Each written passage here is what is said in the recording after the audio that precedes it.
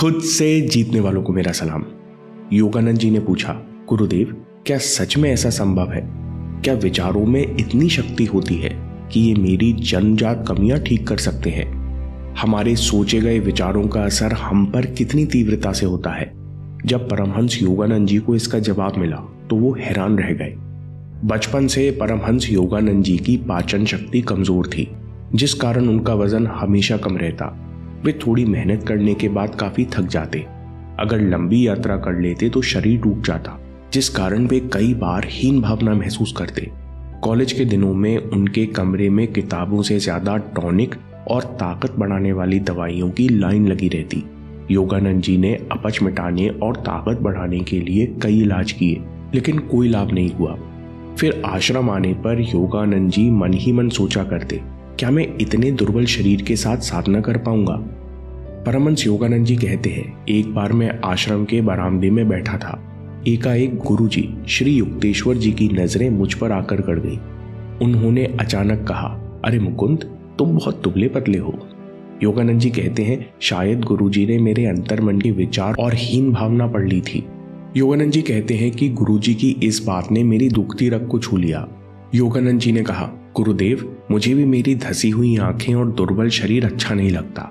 मैं बचपन से ही अपच का शिकार हूँ, जिस कारण मेरा शरीर कमजोर ही रहता है। औषधियों से भी कोई लाभ नहीं होता। गुरु युक्तेश्वर जी ने कहा, मुकुंद, औषधियों की अपनी सीमा है। तुम्हारी बीमारी और कमजोरी का कारण तुम खुद ही हो, क्योंकि तुमने अपनी शक्ति का प्रयोग बहुत सीमित रखा है। तुमको खुद में बीमारी दिखती है। तुम अपनी कमजोरी पर इतना भरोसा करते हो, जिस कारण तुम खुद से कमजोर और हीन भावना वाले विचार बोलते हो। अगर तुम सोचो कि तुम स्वस्थ और बलवान हो और इन शक्तिशाली विचारों को पूर्ण विश्वास से मन में रोक लो, तो अति शीघ्र स्वस्थ और बलवान हो जाओगे। योगानंद जी ने पूछा, गुरुदेव, क्या सच में ऐसा संभव है? क्या सोचने मात्र से ऐसा हो सकता है? क्या विचारों में इतनी शक्ति होती है कि ये मेरी जन्मजात बीमारी ठीक कर सकते हैं? युक्तेश्वर जी ने कहा, बात केवल सोचने भर की नहीं है मुकुंद, अब तुम मेरे जीवन का अद्भुत अनुभव सुनो। एक बार मैं 2 महीने तक टाइफाइड से पीड़ित रहा, जिस कारण मैं बहुत कमजोर हो गया। मेरा बुखार ठीक हुआ तो मैं उसी हालत में अपने गुरु लाड़ी महाशय जी के दर्शन करने गया। मैंने गुरु लाड़ी महाशय जी से कहा, मैं बहुत बीमार था, इसलिए मेरा वजन बहुत कम हो गया है। शरीर में किसी प्रकार की साधना करने की शक्ति नहीं बची है। लाड़ी महाशय ने कहा, युक्तेश्वर, मैं देख रहा हूं कि पहले तो तुमने खुद को जानबूझकर बीमार कर लिया, अब कह रहे हो कि तुम कमजोर हो गए। पर तुम चिंता मत करो, मुझे विश्वास है कि कल तक तुम्हारा स्वास्थ्य बेहतर हो जाएगा। युक्तेश्वर जी ने कहा कि मैंने लाड़ी महाशय जी की बात पर श्रद्धा भाव से विश्वास कर लिया। मुझे पूरे दिन लगता रहा कि गुरुजी अपनी शक्ति से मुझे ठीक करने वाले हैं। युक्तेश्वर जी कहते हैं, अगले दिन सुबह उठते ही मुझे ऐसा लगा कि मेरे पूरे शरीर में ऊर्जा की सिरन हो रही है। मुझे बहुत हल्का लग रहा था। मैं तत्काल दौड़ते हुए लाड़ी महाशय के पास गया और उल्लास के साथ बताया, गुरुदेव, कई सप्ताहों में पहली बार मुझे अपने अंदर स्फूर्ति और ताकत का अनुभव हो रहा है। आपने अपनी शक्ति से मुझे स्वस्थ कर दिया। इस बार लाड़ी महाशय ने मेरे साथ मजाक किया और कहा, बिल्कुल सही, पर किसे पता कल तुम्हारा शरीर कैसा रहेगा, शायद फिर से दुर्बल हो जाए। युक्तेश्वर जी कहते हैं, जब मैंने गुरुजी की बात सुनी कि शरीर की दुर्बलता वापस आ सकती है, तो मैं भय से कांप उठा। मेरे मन में बार बार चलता रहा कि कहीं मैं फिर से बीमार ना हो जाऊं। फिर अगले दिन कुछ अजीब हुआ।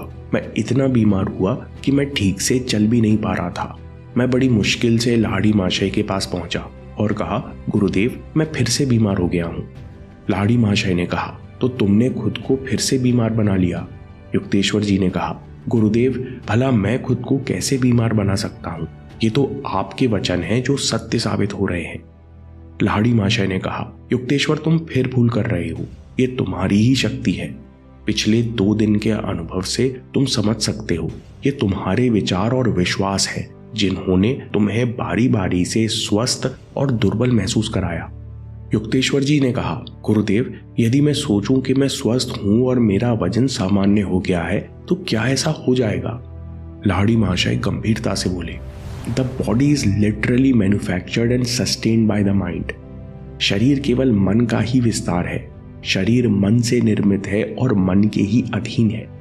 इस समय तुम जैसे विचारों पर विश्वास कर रहे हो वैसे ही तुम्हारे शरीर की नहीं बल्कि बुद्धि की भी स्थिति है, क्योंकि सचेत मानव मन परमात्मा की अनंत शक्ति की एक चिंगारी के समान है। The human mind is a spark of the almighty consciousness of God. शक्तिशाली विचारों पर विश्वास करके शरीर ही नहीं बल्कि इच्छा शक्ति और प्राण शक्ति भी बढ़ाई जा सकती है। लाहिड़ी महाशय ने कहा, मैं तुम्हें अभी दिखा सकता हूं कि तुम जिन विचारों पर संपूर्ण तीव्रता से विश्वास करते हो वही तुम्हारे सामने प्रकट हो जाते हैं। इतना कहकर लाहिड़ी महाशय मौन हो गए। युक्तेश्वर जी कहते हैं, गुरुजी की बात सुनते ही मैंने अपने अंदर एक अजीब सी स्फुरना महसूस की।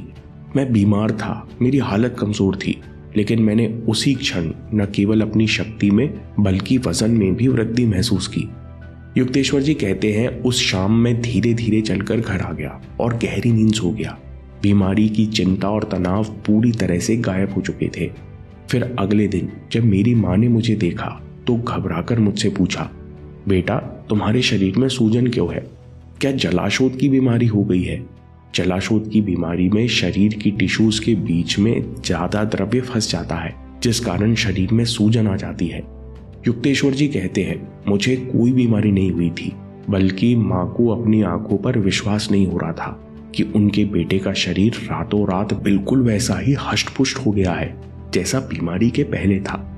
युक्तेश्वर जी ने कहा, कुछ ही दिनों में मेरा वजन 22 किलो बढ़ गया। मिलने वालों को यकीन नहीं हो रहा था कि कुछ ऐसा भी संभव हो सकता है। युक्तेश्वर जी अपनी कहानी सुनाकर मौन हो गए। इस घटना को सुनने के बाद गुरुदेव के शब्दों पर तुरंत विश्वास कर लिया।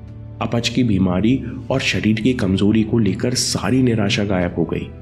परमहंस योगानंद जी अपनी किताब एक योगी की आत्मकथा में लिखते हैं कि 2 हफ्तों के अंदर मैंने इच्छित शारीरिक शक्ति अर्जित कर ली और उसके बाद कभी अपच की बीमारी नहीं हुई।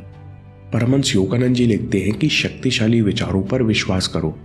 इससे पहले मैंने कई वैद्यों को दिखाया, लेकिन मैंने कभी इस बात पर विश्वास ही नहीं किया कि मैं पूरी तरह ठीक हो चुका हूं, इसलिए मैं कभी ठीक हो भी नहीं पाया। पर उस दिन मुझे समझ आया कि खुद पर विश्वास होना ही सबसे बड़ी दवा है। तो सवाल है कि हम अपनी विचारों की शक्ति कैसे विकसित करें।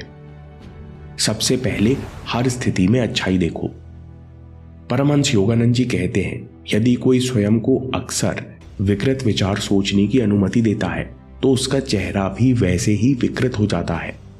अपने मन को प्रशिक्षित करो कि वो हर स्थिति में हर व्यक्ति में केवल अच्छा ग्रहण करे। जैसे हर शरीर भोजन से केवल न्यूट्रिएंट्स को ग्रहण करता है, बाकी अवशेष छोड़ देता है, वैसे ही अच्छाई और शुभ को ग्रहण करो और विकृति को छोड़ दो। Mind is the real builder of power. शक्ति को प्रयोग में लाने वाला मन है। परमहंस योगानंद जी कहते हैं कि हथौड़ी की चोट में उतनी ही ताकत होती है जितनी चलाने वाले इंसान में होती है। वैसे ही शक्ति सबके पास उपलब्ध है, लेकिन आपके दृढ़ संकल्प में, आपके शब्दों में, आपके शरीर में उतनी ही शक्ति होती है जितनी आपके मन में होती है। मन में ताकत कैसे आती है? विवेक यानी डिस्क्रिमिनेशन से। आपका मन जितनी नेगेटिविटी हटाकर सकारात्मक विचारों को ग्रहण करता है उतना ही मजबूत और साहसी होता है। दूसरी बात, सचेत हो जाओ। विचार शक्ति का इस्तेमाल करने के लिए हमें विचारों को प्रकट होते ही उनके प्रति सचेत होने की जरूरत है, ताकि हम अच्छे विचारों को बढ़ावा दे सके और दुष्ट व कमजोर करने वाले विचारों को त्याग सके। ये आप तभी कर सकते हो जब आपकी चेतना का स्तर ऊपर उठेगा। इसके लिए ध्यान का अभ्यास करो ताकि बिना जजमेंट और रिएक्शन के हर अच्छे बुरे विचारों को देख सको। हम ध्यान में नॉन जजमेंट का अभ्यास करते हैं, जिस कारण चेतना का स्तर उठता है, अलर्टनेस बढ़ती है और अलर्टनेस में ही हम शक्तिशाली विचारों का चुनाव कर सकते हैं। इसलिए विचारों की शक्ति का प्रयोग करने के लिए ध्यान अति आवश्यक है। तीसरी जरूरत है कंसंट्रेशन। बाहर के डिस्टरबेंसेस और अंदर उठती हुई उत्कंठाओं से मन बार बार विचलित होता है, थकता है, कमजोर होता है और शक्तिशाली विचारों को रोक नहीं पाता। इसलिए कंसंट्रेशन की शक्ति को विकसित करो। कैसे? परमहंस योगानंद जी कहते हैं कि एक उच्च और शक्तिशाली विचार को पकड़ो, जैसे मैं मन का मालिक हूं और ये मुझे छू नहीं सकता, या मैं सतत आनंद और ऊर्जा से भरा हुआ हूं। परमहंस योगानंद जी कहते हैं कि इस विचार को बार बार सोचो, इसका चित्र देखो इसके प्रभाव को शरीर और सर में बार बार महसूस करो। जो पाना चाहते हो उसे आंखों से ओझल मत होने दो। ये भी प्रार्थना है और इस प्रकार कंसंट्रेशन सरलता से बढ़ता है और मानसिक ऊर्जा एक दिशा में बहती है। और इसी प्रकार अभ्यास करने से आपके विचार इतने शक्तिशाली हो जाते हैं कि जो पूर्ण विश्वास से सोचते हैं वो सच हो जाता है। दोस्तों, अगर आपको ये वीडियो पसंद आया तो देखिए गौतम बुद्ध और भिक्षु की कहानी, जहां तथागत ने बताया कि हमें विचार क्यों आते हैं और कैसे काम वासना के विचारों के आने के बावजूद इनसे विरक्त रहा जा सकता है। अभी देखिए या बात के लिए सेव कर लीजिए, क्योंकि आपके समय से कोई वीडियो, कोई ऐप, कोई न्यूज़ कीमती नहीं है। मैं काम के किस्से लाता रहूंगा। हम जीतेंगे।